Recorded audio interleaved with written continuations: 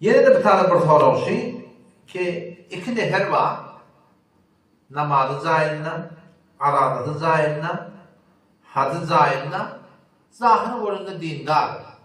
Yöne dinin üstünden çöreğiye, dinin adımdan çöreğiye, din diyanatın üstünden dünyanın kavalaya. Haydi bir sureti ki ilaratını görüntü Allah'ta başına ölmelidir.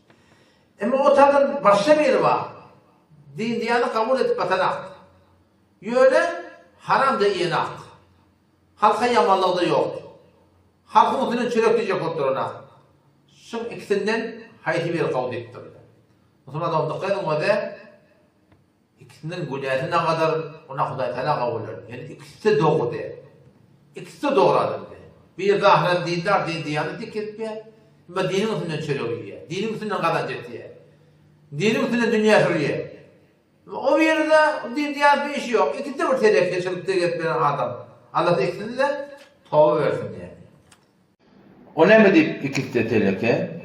Son Allah Tebarek ve Teala ola demek ki din, diyanat deyip bir, Huday Peygamber deyip bir, Kur'an okuyup bir, Kur'an'ı düşünşeye, millete başvurt gelip bir, şu suratında İslam dininin hükümlerinin havarlı olup, ilarasında İslam dininin her bir Müslüman namayendesi olşayarak, o da şu namayendelerin biri bola, şu doğanla, şu legmaçta, şu suratta, şu siratta, şu kılkatiyette, şu formu iyiliğin arasında tanıyılıp, gelip milletin suratına çöreğini, malını, dinin adı bilen iymeklik, o şonu din diyanatı bir dünyasının kazanmaklığı bir sebep etmeklik, bu Huday Teala'nın Kur'an'ına yani amr vasfı olakon günahkarçılık deyip aydan dadı.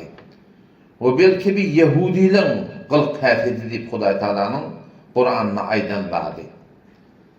Peşinde bundan anlaşta öyle onu telekeçilik yok.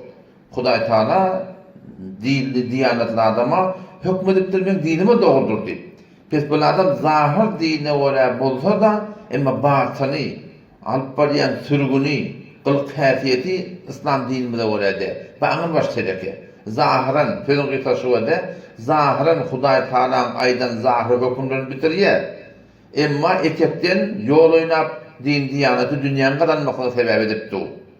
Ama ortadan bir namaz, şu suratında meçit bir iş yok. Din diyanetini kabul eden hak değil. Kabul etse de din diyanetinin uğruna değil. Ama halka hoş ahlak, hoş mülayim, elinden gelse şu turda garip qatar gözleyen, muhtaç gözleyen, onu da bolup bir şey, anırbaş teleke. Şu ne mi deyip Huday Teala onu da hükmediptir. Ki ölçem ben İslam dinimi kabul et, Kur'an'ımı kabul et, şeriatımı kabul et, o son geldi sen onu bana yaxşılık et, kavuluk et deyiptir. Kavaklarda soruluyor da ama Edison bark beceripti falan ettir, Edison bark beceripti, pullun için beceriptir. Huday'ın için becerilen yok ki onu Huday Teala toqat versin. Bizim de sözüm şaşırmayın, sözüm kıytkatı.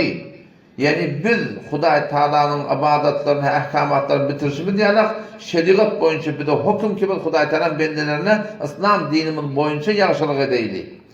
Ama onlardan biri ki onu bana yaxşılık etmeyenler onları da hükümşü ki onu bana yaxşılık çıkı diyerek İslam dinini üyüp de İslam dinini kabul edip de İslam dinini oraya bolmaklığı ödünü de yol edinirdi. Ama iki adam her gayti bir yarısını tutuptur da. Masum Şahir Rahmetullahi Neme diye kıyışık yük mendili yetme deyiptir. Bulan alıp barayan yükü kıyışık bir taraftan Huday deyip Huday'ın bendilerine hıyanat edip gitme dinin adı bilen. O bir de o bir taraftan Huday'ın bendilerinin iyide düşüp Huday Teala'nın hakkını, ibadet hakkına hıyanat etme şu doğrusunda kemçilik gitmeyenler. Bu adam ne şu sürgünle gitseler ayetmesine yani Müslüman dünyadan gitmerler. Müslüman dünyadan gitmerler yani.